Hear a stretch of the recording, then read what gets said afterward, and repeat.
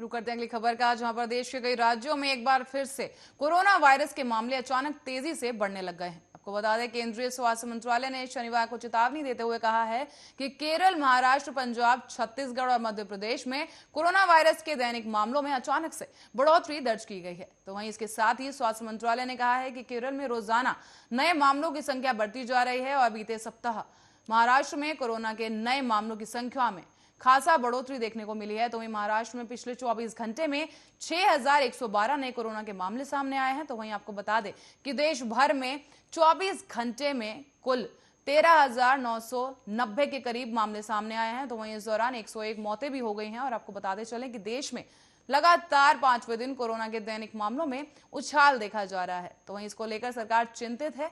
इसके साथ ही विशेषज्ञों का यह भी मानना है कि कोरोना को लेकर लोग लापरवाही बरत रहे हैं और इसे देखते हुए इससे लोगों को बचने की जरूरत है। इसके साथ ही स्वास्थ्य मंत्रालय ने यह भी कहा कि केवल 2 राज्य महाराष्ट्र और केरल में कुल सक्रिय कोविड-19 के मामले, उनकी जो संख्या है ये करीब 75.87% की हिस्सेदारी है। आपको बता दें, कोरोना के मामले लगातार देश भर में बढ़ने लगे हैं।